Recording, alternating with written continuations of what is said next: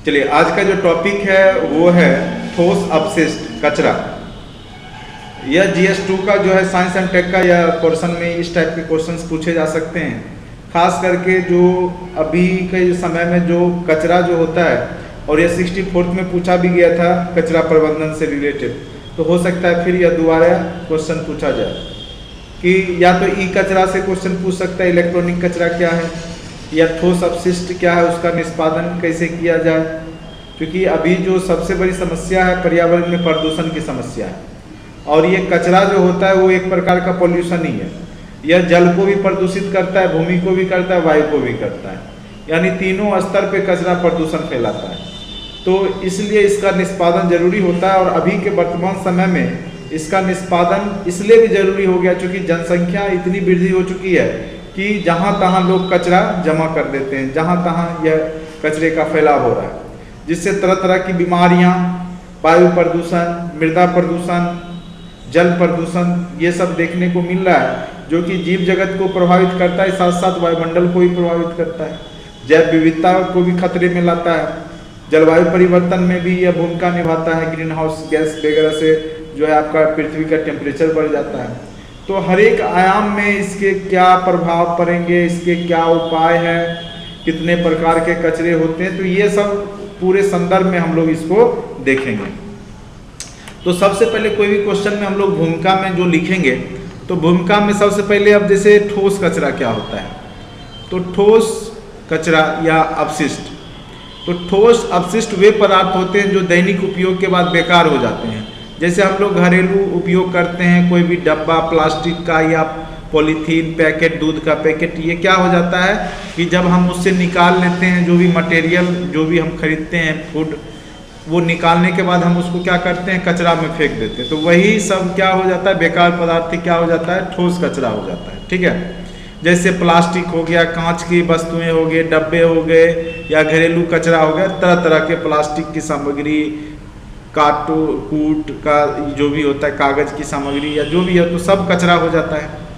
तो ठोस अपशिष्ट को हम कई भागों में बांट सकते हैं। जैसे अब देखिएगा, सबसे पहले जो अपशिष्ट होगा वो नगर पालिका स्तर पे या गांव में या शहर के स्तर पे, जो सबसे ज़्यादा तो शहर में कचरा होता है, तो उसमें किस प्रकार के कचरा आप देख सकते हैं। घरेलू कचरा जो घर में जो उपयोग करते हैं वस्तुएं, उससे जो निकला हुआ, उसके बाद प्लास्टिक का सामान से होगा, उसके बाद अखबार कागज़ जो हम लोग जहाँ तहाँ फाड़ के फेंक देते हैं या यूज करके फेंक देते हैं, उससे हो जाता है। उसके बाद कांच के सामान का भी हम लोग जहाँ तहाँ उपयोग करके फेंकते हैं। उसके बाद वाहन एवं इलेक्ट्रॉनिक कचरा, ठीक है, ई कचरा के बारे में आप जानते ही हैं, जो भी मोबाइल एसेसरीज, जो भी है टीवी या जो भी है, उसका जब कचरा जब खराब हो जाता है तो हम लोग उसको फेंक देते हैं, तो वो भी एक प्रकार का क्या है, कचरा ही है। जैसे वाहन का टायर हो गया, टायर देखोगे जहाँ तहाँ फेंका हुआ रहता है, या ट्यूब हो गया, वो सब फेंक देते तो वो जल्दी सड़ता गलता नहीं हो, वो वायुमंडल में क्या करेगा, तरह तरह के विषैले गैस को निकालता है रासायनिक संयोग करके, तो वो मानव के लिए क्या हो जाता है, खतरनाक हो जाता है। उसके बाद जो हम लोग खाते हैं, तो भोज भात आप देखते होंगे, तो जब भी भोज भात होता है आप हमारे यहाँ, तो पार्टी वगैरह में हम लोग खाने से ज़्यादा सामान देखते हैं कि हर एक प्लेट में बर्बाद जाता है, तो वो कहीं ना कहीं वो बाद में क्या हो जाता है, कचरा का ही रूप ले लेता है। ठीक है, जब हम अपशिष्ट उसको खाए, आप जो छोड़ दिए, वो तो कचरा ही बन गया। तो एक प्रकार के आप देखिएगा, तो ये सब कचरा जो है एक नगर पालिका अपशिष्ट या ग्रामीण स्तर पे या शहर स्तर पे आपको देखने को मिलेगा। दूसरा है चिकित्सा अपशिष्ट। जैसे आप जाते हैं डॉक्टर के यहाँ, तो वहाँ ऑपरेशन थिएटर में बहुत तरह का शरीर के जो गंदगी निकाले जाते हैं, जो भी अंग काट करके हटाया गया या कुछ भी, तो वो भी तो कचरा हुआ, या भ्रूण हत्या हुआ या कुछ भी हुआ, तो उस तरह के जो भी अपशिष्ट हुए शरीर के, वो भी हॉस्पिटल वगैरह के आसपास जो है कचरा के रूप में उसको निकाला जाता है शरीर से, मानव या फिर आप जानवरों के मृत शरीर को भी जहाँ तहाँ फेंक देते हैं लोग। तो इससे भी आपको मेडिकल संबंधी, चिकित्सा संबंधी अपशिष्ट, इसको हम बोल सकते हैं कि वो भी हमारे पर्यावरण के लिए क्या हो जाता है, विषैला हो जाता है। चूँकि वो सड़ेगा गलेगा तो मीथेन गैस, तरह तरह के विषैले गैस को निकलेगा उससे, और उससे क्या होगा कि आपका वायुमंडल प्रदूषित होगा। उसके बाद मत्स्य उद्योग में आप देखिएगा, जहाँ जहाँ मछली का व्यापार होता है, तो आप जाइएगा, तो आप पास से आप गुजरिएगा तो आपको बहुत ही गंदा महसूस होगा, वहाँ पे बहुत गंदगी रहती है। और वहाँ का वायुमंडल या पर्यावरण बहुत ही दूषित रहता है, बदबू करता है, तरह तरह के जीवाणु विषाणु विषैले जो भी है उस गंदगी में रहते हैं। तो वो भी आपका एक प्रकार का जो भी मांस उद्योग, कचरा उद्योग से जो अपशिष्ट या मछली उद्योग से जो निकलता है वो एक कचरा के रूप में होगा। उसके बाद औद्योगिक अपशिष्ट, जहाँ भी उद्योग होगा तो उद्योग में क्या होता है कि कोई भी प्रोडक्ट बनता है उसमें बहुत ज़्यादा पानी की आवश्यकता होती है, रासायनिक केमिकल्स की आवश्यकता होती है, तो वो सब गंदगी को फिर निकाला जाता है उद्योग से, या तो उसको नदी में बहाया जाता है या फिर अगर ठोस कचरा निकल रहा है तो वहीं पे भूमि के अंदर उसको गाड़ दिया जाता है, उसको अंदर करके यानी गड्ढे करके उसमें डाल करके ऊपर से मिट्टी डाल दिया जाता है। तो लेकिन वो कचरा जो होता है वो कहीं ना कहीं आपके मृदा को भी प्रदूषित करता है और जो उससे गैस निकलता है वो आपके वायुमंडल को भी प्रदूषित करता है। उसके बाद कृषि अपशिष्ट आप देखते होंगे, खास करके जहाँ जहाँ जैसे हरियाणा पंजाब के क्षेत्र में क्या होगा कि लोग जब खेतों में जब कटाई हो जाती है तो लोग आग लगा देते हैं, ठीक है। जब आग लगा देते हैं तो उससे क्या होगा कि वो जलता है तो धुआं से पूरा दिल्ली प्रदूषित हो जाता है, ठीक है। कुहासा टाइप का मौसम हो जाएगा, कोहरा टाइप का, और उसमें जो कण होते हैं पार्टिकल्स वायु प्रदूषण के, वो पूरे वायुमंडल में आ जाता है, जो कि सांस संबंधी बीमारी को वहाँ पे जन्म दे देता है, जैसे दम्मा हो गया, इस टाइप का सांस लेने में समस्या आ जाती है। तो बड़े बड़े महानगरों में ये सब समस्या कृषि अपशिष्ट आसपास के ग्रामीण क्षेत्रों में जलाने से भी होता है। उसके बाद हम लोग जैसे फसल निकाल लिए तो उसका जो अपशिष्ट पदार्थ होता है जहाँ तहाँ फेंक देते हैं फसल का, तो वो भी कहीं ना कहीं, जैसे जानवरों से गोबर निकला तो गोबर का जहाँ तहाँ ढेर लगा दिए, उसका अगर हम प्रबंधन नहीं किए या चारा, तो ये सब भी आपको क्या करेगा, कृषि से संबंधित अपशिष्ट निकलेगा, उसी को हम लोग कृषि से संबंधित कचरा कहते हैं। ऐसे उसका उपयोग अगर सही से किया जाए तो उससे बायोडिग्रेडेबल आप खाद बना सकते हैं, नहीं वर्मी कंपोस्ट बना सकते हैं। अगर हम पेड़ पौधे के सड़े गले पार्ट को, जैसे हम लोग गोभी खाते हैं तो गोभी का ऊपर वाला पार्ट खा लेते हैं और नीचे वाला क्या करते हैं, फेंक देते हैं, वो भी तो कचरा हो गया, सड़ेगा गलेगा। या केला खाए तो केला खाए और उसका छिलका फेंक दिए, लेकिन अगर हम उसको वर्मी कंपोस्ट बनाए तो शायद वह हमारे पर्यावरण में घुल मिल भी जाएगा और प्रदूषण भी नहीं देगा और फायदा कारक भी हो जाएगा। तो वही आपको यहाँ पे समझना है, सोचना है और उसको लिखना है, ठीक है। और आप आसपास सब कुछ देख ही रहे हैं, आपके पास सभी तरह के प्रदूषण दिख रहे हैं और आप उससे कैसे बच सकते हैं वो भी आपको पता है। जैसे अभी हम नीचे से आ रहे थे तो वहाँ पे अभी देखे कि मिट्टी का बर्तन बेच रहा था, तो प्लास्टिक का बर्तन आप कम से कम यूज करेंगे, तो मिट्टी के बर्तन का यूज करेंगे तो प्लास्टिक, मिट्टी क्या होगा, मिट्टी जैसे आप चाय पिए, मिट्टी का बर्तन में चाय पिए फेंक दिए तो वो फिर क्या होगा, फूट के फिर मिट्टी में मिल जाएगा, तो उससे कोई हानि नहीं है, पर्यावरण को कोई हानि नहीं है, ठीक है। तो यहाँ पे आप उस तरह का काम करते हैं। लेकिन देखिए अगर आप दूर से सोचिएगा तो हर एक चीज़ में हानि है। आप कहिएगा मिट्टी में कैसे हानि नहीं है, मिट्टी का बर्तन तो ऐसे बना नहीं होगा, मिट्टी के बर्तन बनाने के लिए भी उसको कोयला में पकाया गया होगा और कोयला से जो प्रदूषण निकला होगा वो भी तो वायुमंडल को प्रदूषित किया होगा। अगर आप गौर कीजिएगा तो हर एक जगह प्रदूषण है। तो बहुत बड़ी समस्या होती है कि आपको लगता है कि मिट्टी में प्रदूषण नहीं है, लेकिन वो बना कैसे, अगर आप सोचिएगा तो फिर आपको पता चलेगा कि मिट्टी को आग की भट्ठी में बनाया गया होगा, तो आग की भट्ठी के लिए फिर कोयला जलाया गया होगा और कोयला सबसे बड़ा जो है प्रदूषण का कारक नहीं। तो कहीं ना कहीं आपको जो सोच करके उस तरह के पदार्थ का यूज करना है। अब जैसे कागज का है तो कागज बनाने में भी तो हम पेड़ पौधों को काट करके, घास को काट करके तब बनाते हैं। अब देखिए कागज का हम यूज किए तो बोले प्लास्टिक नहीं किए तो कागज की, भाई कागज करेंगे तो घास काटेंगे, घास के मैदान की सफाया करेंगे, और घास भी तो आपके मिट्टी का क्या करता है कि उर्वरा शक्ति बनाए रखता है, उसको धंसने नहीं देता है, मिट्टी को मृदा अपरदन होने नहीं देता है। या पेड़ पौधे को काट करके अगर हम बनाते हैं तो वहाँ भी तो पेड़ पौधा काटेंगे तो फिर तो वायु प्रदूषण ही होगा। पेड़ पौधा काट लेंगे तो कार्बन ऑब्जर्वेशन करने की कैपेसिटी वायुमंडल में खत्म हो जाएगी, क्योंकि पेड़ पौधा ही कार्बन जो अपना भोजन के रूप में लेते हैं उससे हमारा वायुमंडल स्वच्छ हो जाता है। तो हर एक जगह पे आपको नुकसान है। तो वही सोचना है कि वैज्ञानिक को उस बड़े स्तर पे सोचना पड़ेगा कि सिर्फ ये नहीं कि प्लास्टिक बैन किए तो प्लास्टिक को तो हम रीयूज भी कर लेते हैं ना, ठीक है। तो जैसे प्लास्टिक का कप या कुछ भी हम बना लिए तो उसको रीयूज भी कर लेते, तो हम ऐसा कर सकते हैं कि रीयूजेबल प्लास्टिक का यूज करें जो दोबारा रिसाइकल हो जाए। तो इस तरीका से एक वैज्ञानिक तकनीक के माध्यम से हम लोग इसको समस्या से निदान पा सकते हैं, बशर्ते इस पे रिसर्च होना चाहिए और बड़े स्तर पे साइंस तकनीक का प्रयोग होना चाहिए। अब देखिए ठोस अपशिष्ट समस्या के क्या क्या कारक हैं। तो सबसे पहला तो तीव्र नगरीकरण, हम लोग शहरीकरण की प्रवृत्ति बढ़ते जा रही है, लोग गांव से जा जा के शहर में बस रहे हैं और एक जगह जब जमावड़ा होता है तो वहाँ पे जो हम लोग जैसे ग्रामीण स्तर पे क्या है कि खेत में गए अपना गोभी काट लिए या सब्जी ले ली। अब शहर में क्या होगा, वो डब्बा बंद आएगा, पैक में आएगा, दूध ही हुआ तो पैकेट में आएगा। तो वो तीव्र नगरीकरण से भी तो कचरा की संख्या तो बढ़ गई ना। गांव के लोग पहले क्या था, दातुन करके अपना फेंक दिए तो वो अपना डिस्पोजेबल हो जाता था अपना, लेकिन अभी क्या है प्लास्टिक ब्रश यूज करते, वो फेंकते हैं, वो सब दिन वैसा ही बना रहता है, पृथ्वी के अंदर या कहीं पे जाएगा। तो जब तीव्र नगरीकरण हुआ तो कचरा भी बढ़ा, तरह तरह के प्लास्टिक वाले कचरे, चाहे कागजी कचरे, जो भी कचरा है, तो नगरीकरण, तीव्र नगरीकरण भी उसका कारक है।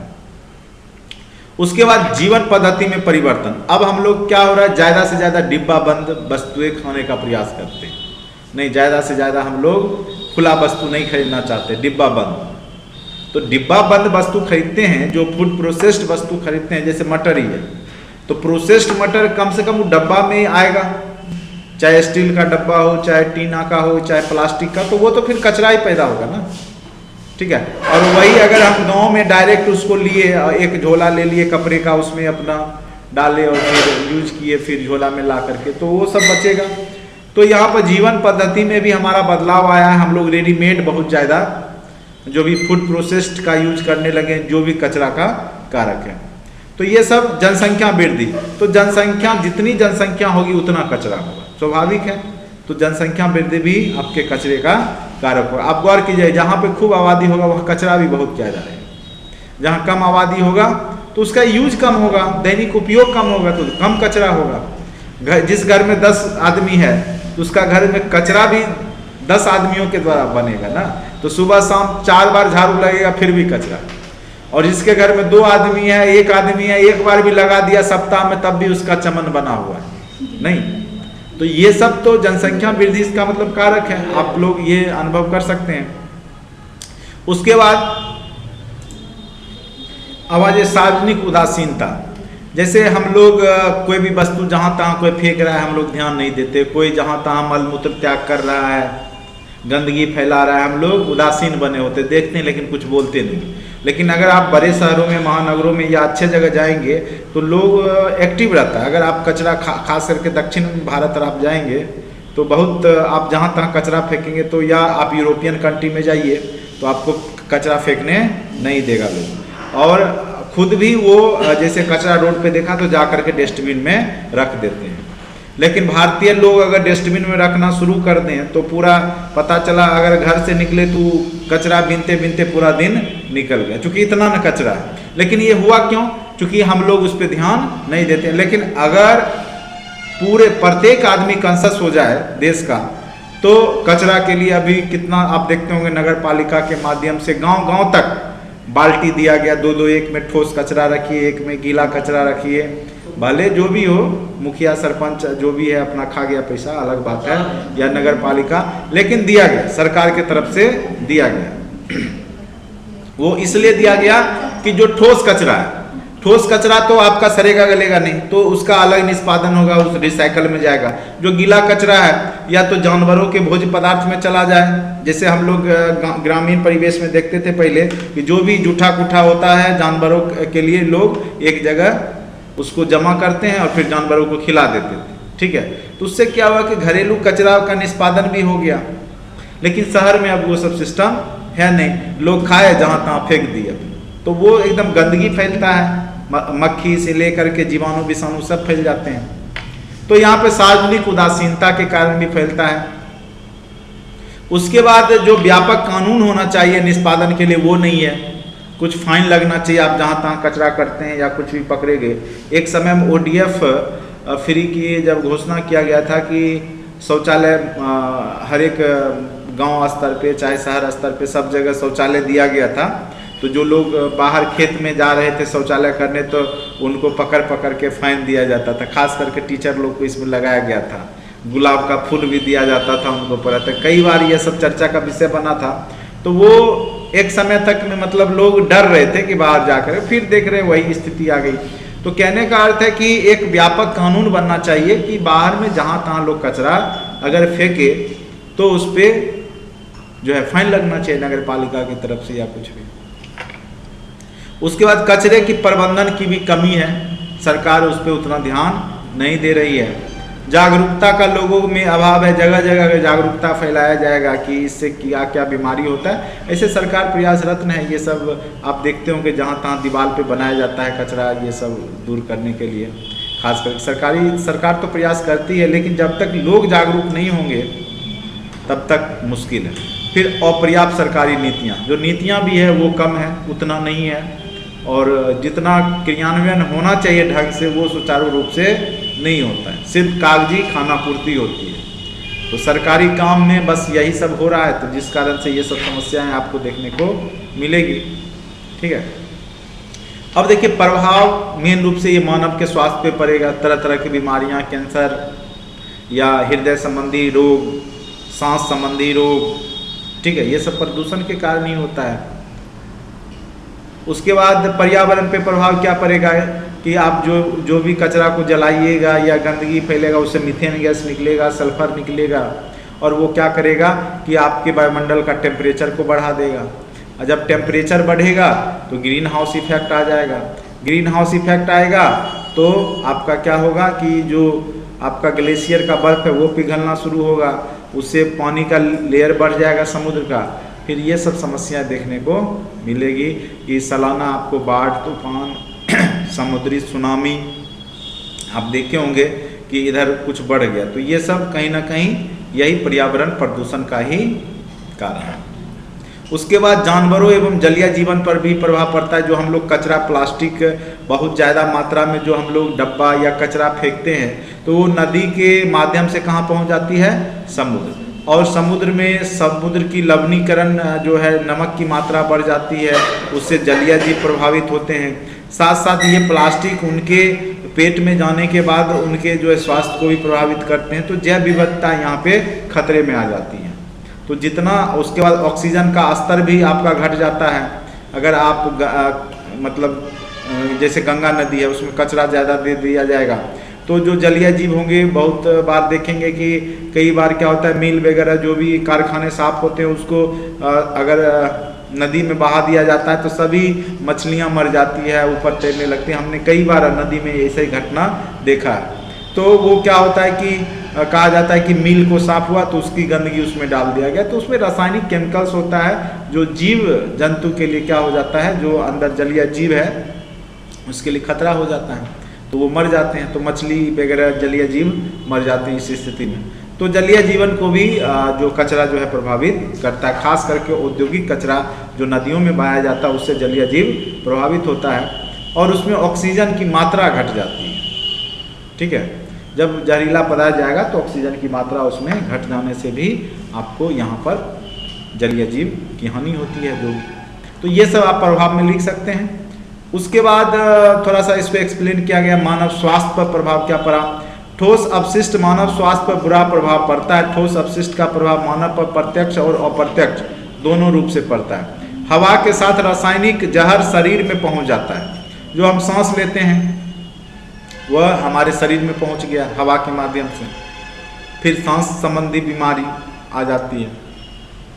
उसके बाद जन्म के समय बच्चों के वजन में कमी, ये भी पर्यावरण प्रदूषण के कारण ही होता है। कैंसर जनित रोग या जन्मजात बच्चे विकलांग पैदा हो जाते हैं, या मस्तिष्क संबंधित जो रोग हो जाता है, कम बुद्धिमान होते हैं बच्चे, या जो भी कहिए मंद बुद्धि के हो जाते हैं। तो ये सब में प्रदूषण बहुत बड़ा कारक है। खास करके आप देखिएगा शहरी एरिया में मंद बुद्धि के बच्चे ज़्यादा पाए जाएंगे। ठीक है, क्योंकि वहाँ पे ज़्यादा प्रदूषण होता है तो उसमें जो है वह इफेक्ट पड़ जाता है। मतलब हर एक या दो घर के बाद एक आध ठो आपको मंद बुद्धि वाला बच्चा शहर में आपको दिखाई देगा। और वह एक ही कारण है, उसका कारण है प्रदूषण, पर्यावरण प्रदूषण। उसके बाद जानवरों एवं जलीय जीवन पर प्रभाव। ठोस अपशिष्ट के माध्यम से, जैसे पारा है, पारा एक जो भी लिक्विड वाला धातु है, ठीक है, जल में मिल जाता है और इस प्रकार वह दूषित जल के कारण मछलियों की मृत्यु होने लगती है, ठीक है। उसके बाद प्लास्टिक के कारण जलीय जीव संकट में आ जाते हैं। कई बार उसके गर्दन में फंस जाता है, जो पानी के सहारे, जब पानी, क्योंकि गलफड़ा से सांस लेती है मछलियाँ, तो वो उसके सांस नली में अटक जाता है, या प्लास्टिक का छोटा टुकड़ा है, या वो कई बार कछुआ छुआ के गर्दन में फंस जाता है, तो उससे भी वो मर जाता है। तो ये सब जलीय जीव के लिए भी हानिकारक हो जाता है। फिर जल में लवण की मात्रा बढ़ जाती है, और मिट्टी में भी अगर आप कचरा डालते हैं तो उससे मृदा की गुणवत्ता में कमी आ जाती है। जहाँ पे कचरा आप डालिएगा तो बंजर हो जाता है, ज़मीन क्या हो जाती है, बंजर हो जाती है उस रासायनिक प्रभाव के कारण। तो ये भी आपका जानवर एवं जलीय जीव पर प्रभाव हुआ। पर्यावरण पे प्रभाव क्या हुआ, अपशिष्ट के कारण मीथेन गैस पैदा होती है। मीथेन गैस पहले हमने बताया, CH4 या कार्बन डाइऑक्साइड, कार्बन मोनोऑक्साइड, और ये ग्रीन हाउस गैस है, कौन, मीथेन गैस। और इससे क्या होता है आपको पता है, जलवायु में परिवर्तन आ सकता है ग्रीन हाउस इफेक्ट से, ठीक है, और टेम्परेचर पृथ्वी का बढ़ सकता है। अब है उपाय। उपाय के लिए एक ठोस अपशिष्ट प्रबंधन अधिनियम बनाया गया है 2016, इसको सही से लागू करना है। उसके तहत क्या किया गया है कि सूखा और गीला कचरा को अलग अलग करके रखना है। आप देखते होंगे हर एक जगह पे अभी जो डब्बा होता है, 2 डब्बा रहता है, एक सूखा के लिए और एक गीला के लिए, ठीक है। सूखा को इसलिए दिया जाता है कि उसको रीयूज किया जाए, जैसे प्लास्टिक है या जो भी है सूखा कचरा जो यूज करने वाला रीयूज, उसका रीयूज ज़्यादा से ज़्यादा हो। गीला कचरा है तो गीला कचरा को अपना कहीं जा कर के मिट्टी या जहाँ गड्ढा है वहाँ डाल के ऊपर से मिट्टी डाल दिया जाता है। अब है स्थानीय निकायों द्वारा निर्धारित यूजर शुल्क भुगतान प्रदूषणकर्ता द्वारा किया जाएगा। अगर कोई स्थानीय स्तर पर जैसे भोज भात हुआ, उससे प्रदूषण हुआ, कचरा हुआ, तो वो जो शुल्क है, जो फाइन है, वो प्रदूषणकर्ता द्वारा लिया जाएगा, जो प्रदूषण किया है, करवाया है या किया है। कोई मेला का आयोजन किया या कोई बड़ा फंक्शन का आयोजन किया, तो कचरा वहाँ होता है ना, तो कचरा का जो साफ करने में शुल्क होगा नगर पालिका को कौन देगा, वही देगा ना। तो वही है, स्थानीय निकायों द्वारा निर्धारित यूजर शुल्क का भुगतान प्रदूषण कर्ता द्वारा किया जाएगा। जो भी प्रदूषण फैलाएगा उसके द्वारा उसका सफाई का खर्चा दिया जाएगा। उसके बाद खतरनाक एवं अन्य अपशिष्ट अधिनियम 2016 से लागू है। इसके तहत क्या है कि जो भी खतरनाक पदार्थ धारक हैं उसका अनुसरण, जैसे उसको क्या करना, निवारण करना है, किस प्रकार से वह कचरा का निवारण होगा, समाप्त होगा, किस प्रकार से हम उसको कम, देखिए इसको बोलते हैं रिसाइकल, रीयूज, रिड्यूस, रिसाइकल, ठीक है, रीयूज, ठीक है, RRR, ठीक है, आप लोग पढ़े होंगे ये। तो रिड्यूस मतलब न्यूनीकरण, कम से कम यूज कीजिए। प्लास्टिक या कचरा संबंधित जो भी ज़्यादा पैदा होता है जिससे उसको कम से कम आप यूज कीजिए। पुनः प्रयोग यानी दोबारा प्रयोग जितना ज़्यादा से ज़्यादा हो।